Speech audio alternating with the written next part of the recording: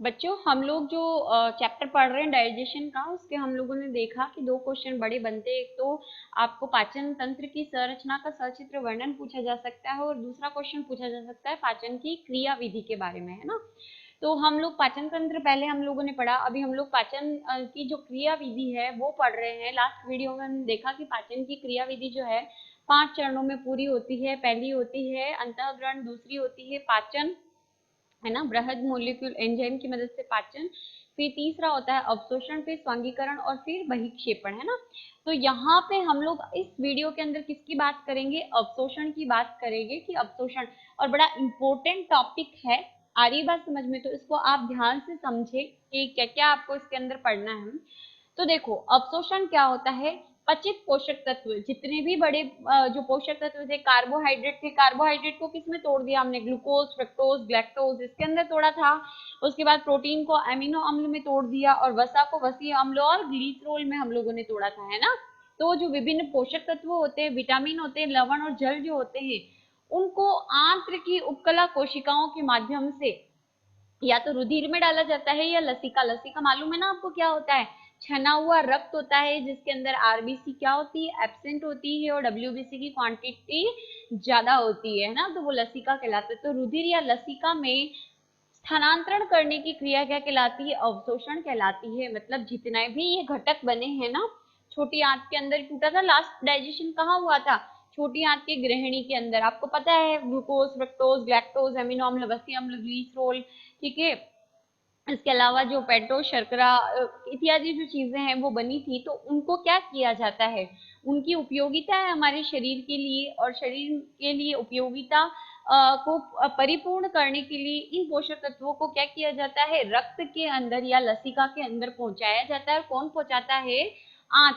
Last पाचन आंत में हुआ था, आंत कौन सी थी, छोटी आंत, छोटी आंत का गृहिणी भाग, तो उसकी उपकला कोशिकाओं के माध्यम से डाला जाता है, ठीक है, छोटी आंत की। सबसे ज्यादा जो अवशोषण की जो क्रिया होती है वो अग्र शुद्रांत और शुद्रांत में होती है। छोटी आंत के 3 पार्ट होते हैं बेटा, पहला गृहिणी, दूसरा अग्र शुद्धांत और तीसरा होता है शुद्धांत, ठीक है। तो अग्र शुद्धांत और शुद्रांत में डाला जाता है, और जल का अवशोषण बृहदांत में होता है जो कि बड़ी आंत का भाग है। आ रही बात समझ में। तो ये अवशोषण की क्रिया यहाँ यहाँ पर होती है। पाचन की सबसे ज्यादा क्रिया जो होती है वो गृहिणी में होती है, और अवशोषण की जो क्रिया होती है वो शुद्रांत और अग्र शुद्रांत में होती है, छोटी आंत के पार्ट्स में, ठीक है। अब देखो यहाँ पर मैंने कुछ एक डायग्राम बना रखा है। जैसे ये छोटी आंत होती है ना, अगर इसको मैं बनाऊं, इधर छोटी आंत है, ये छोटी आंत है। छोटी आंत की होती की हमने पढ़ी थी, कौन कौन सी लेयर्स होती हैं इसके अंदर, पहले होती है सिरोसा स्तर आता है, फिर पेशीय स्तर, फिर अंश्लेष्मिका और फिर श्लेष्मिका, है ना। तो जो श्लेष्मिका होती है उसकी उपकला कोशिकाएं जो होती हैं, ये उपकला कोशिका है, वो आपको पता है उंगली नुमा संरचना बना लेती है ऐसे, जिन्हें हम क्या कहते हैं, रसांकुर। क्या बोलते हैं, रसांकुर। ये अंदर ही अंदर वाली लेयर ही होगी, ऑब्वियस सी बात है। यानी मैंने कैसे बनाया डायग्राम, सोचना कि ये आंत है, भोजन का पाचन इस गुहा में हुआ है यहाँ पर, और ये इसकी भित्ति है, जिसमें अगर बाहर देखोगे तो कौन सी आएगी, सिरोसा, फिर पेशीय स्तर आएगा, फिर तीसरा लेयर कौन सा होगा, अंधश्लेष्मिका, और फिर अंदर ही अंदर श्लेष्मिका जो कि उंगली नुमा प्रवर्ध बनाती, तो इधर भी बनाएगी और इधर भी बनाती। तो ये जो उंगली नुमा प्रवर्ध होते हैं इन्हें रसांकुर कहते हैं। रसांकुर पे और छोटी छोटी संरचना होती है जिन्हें क्या कहा जाता है, सुषमांकुर, ठीक है। और इनको कंबाइनली बोला जाता है कि ये ब्रुश बॉर्डर कहलाते हैं। क्या कहलाते हैं, ब्रुश बॉर्डर कहलाते हैं, उपकला उत्तक के, है ना। तो ये ब्रुश बॉर्डर या रसांकुर और सुषमांकुर ये होते हैं कि यहाँ पर भोजन इधर और इधर, उंगली नुमा संरचना है तो इधर और इधर भी फंसेगा। देखो एक अगर अवशोषण ऐसी सतह पर होता तो सिर्फ यहाँ यहाँ से होता, लेकिन अभी ऐसे हो गया तो अवशोषण पूरा यहाँ और यहाँ और यहाँ और इस सतह से भी हो रहा है, इसलिए अवशोषण की सतह क्या हो जाती है, बढ़ जाती है, ठीक है। तो अवशोषण की सतह को बढ़ाने का काम करता है ये ब्रुश बॉर्डर जैसी संरचना, जो कि किससे बनती है, रसांकुर और सुषमांकुर से बनती है। समझ में आया। फिर उसके बाद ये तो स्तर हो गया कौन सा, रसांकुर, सुषमांकुर कहाँ पाए जाते हैं, श्लेष्मिका में। इसके बाद आपको पता है अंतश्लेष्मिका आती है, और अंतश्लेष्मिका में रक्त केशिका, लसिका वाहिनियां ये पाई जाती है। पढ़ा है हम लोगों ने पाचन तंत्र की जो आंत है उसकी ओतकी, उसकी टीएस की स्ट्रक्चर पढ़ी थी। तो जस्ट ये रसांकुर की जो उपकला उत्तक हो गया, उसके बाद इधर क्या पाई जाएगी, रक्त केशिका, तो भोजन को यहाँ से इसकी गुहा से अवशोषित करके पहले रसांकुर लेंगे और लेने के बाद किसमें डालेंगे, इस रक्त केशिका के अंदर या लसिका वाहिनियों के अंदर डाल देंगे। बात समझ में आई? अब देखो, सबसे पहले कार्बोहाइड्रेट है, ग्लूकोज, फ्रक्टोज और ग्लैक्टोज में तोड़ा जाता है। अब ग्लूकोज का सक्रिय अवशोषण होता है, मतलब जब इस गुहा से, ग्लूकोज यहाँ पर है, इस गुहा से इसको इस रसांकुर में डाला जाएगा तो एटीपी की आवश्यकता होगी। ठीक है। फ्रक्टोज विसरण यानी अधिक सांद्रता से कम सांद्रता की ओर चला जाएगा, ऊर्जा की आवश्यकता नहीं होगी। ग्लैक्टोज में भी सक्रिय अवशोषण होता है, मतलब जब भी ये रसायन इसको अवशोषित करेंगे तो इसके लिए एनर्जी की आवश्यकता होगी। तो ये तो हो गए कार्बोहाइड्रेट का अवशोषण। फिर प्रोटीन किस में टूटता है, एमिनो अम्ल अणु में, और इसका भी क्या होता है, सक्रिय अवशोषण होता है। फिर ये वसीय अम्ल और ग्लिसरॉल में टूटता है।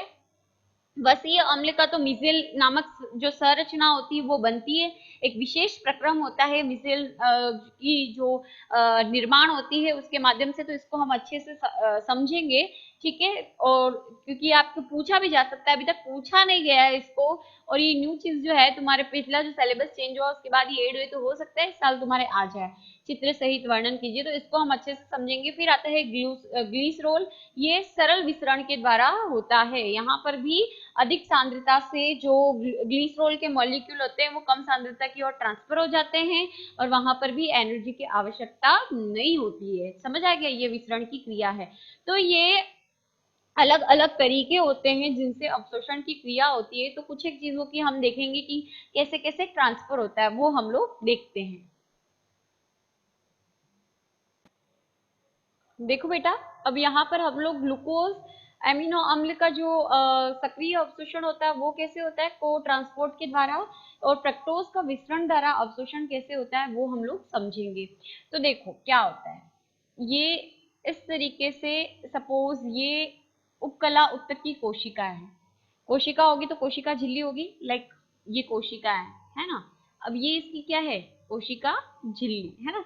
तो कोशिका झिल्ली पर इस तरीके से प्रोटीन लगे रहते हैं, ये इस तरीके से। इन प्रोटीन को वाहक प्रोटीन या Na+ या K+ पंप के नाम से जाना जाता है। मतलब इन प्रोटीन के ये जो इनके बीच में जो गैप होता है उससे सोडियम अंदर आते हैं और पोटेशियम के आयन क्या होते जाते हैं, बाहर जाते हैं। इससे इसकी जो ये कोशिका द्रव्य है यहाँ पर क्या भरा रहेगा, कोशिका द्रव्य। तो ये कोशिका द्रव्य यहाँ पाया जाएगा। मैंने ये नीचे वाला हिस्सा नहीं बनाया है, ठीक है, मैंने सिर्फ इतना ही बनाया है। ठीक है। तो ये कोशिका द्रव्य होता है, इसकी सांद्रता को बनाए रखने के लिए क्या होता है, सामान्य अवस्था में जब कोशिका होती है तो 3 सोडियम के आयन जो है वो कोशिका से बाहर जाते हैं। किधर जाते हैं, 3 बाहर जाते हैं और 2 पोटेशियम के आयन अंदर आते हैं। इसके लिए किसकी आवश्यकता होती है, एटीपी की आवश्यकता होती है इस क्रिया की। ठीक है। फिर उसके बाद क्या होता है, जब बाहर सोडियम ज्यादा जा रहे हैं और अंदर पोटेशियम, इस पे भी प्लस है इस पे भी प्लस है, लेकिन प्लस आयन जो है बाहर क्या हो रहे हैं, ज्यादा जा रहे हैं, अंदर क्या हो रहे हैं, कम आ रहे हैं। तो यहाँ माइनस चार्ज की जो सांद्रता है वो बढ़ने लग जाएगी कोशिका में ऐसी अवस्था में, क्योंकि धन आयन बाहर ज्यादा जा रहे हैं और अंदर क्या हो रहे हैं, कम आ रहे हैं ना। तो वैसी कंडीशन में फिर उल्टा हो जाने लग जाता है, सोडियम आयन अंदर आना शुरू हो जाते हैं और पोटेशियम क्या करना शुरू कर देते हैं, बाहर जाना शुरू कर देते हैं। क्या होता है, उल्टा हो जाता है कि सोडियम जो पहले बाहर जा रहे थे, जब क्या होता है, सोडियम 3+ ज्यादा जा रहे, बाहर जा रहे होते, उस समय बाहर किसकी सांद्रता बढ़ गई, धन आयन की, और अंदर क्या हो गया, नेगेटिव चार्ज हो गया। तो वैसी कंडीशन में क्या होता है, उल्टा होने लग जाता है। ये जो सोडियम आयन होते हैं वो अंदर प्रवेश करना शुरू कर देते हैं और पोटेशियम जो है वो बाहर निकलना शुरू कर देते हैं। समझ में आया? तो ये जो सोडियम आयन जब अंदर आते हैं तो अपने साथ क्या लेकर आते हैं, एमिनो अम्ल या ग्लूकोज अणु इस पे चिपका हुआ आता है। ठीक है। और अंदर आने के बाद ये ग्लूकोज अणु को क्या कर देते हैं, कोशिका द्रव्य में फ्री कर देते हैं।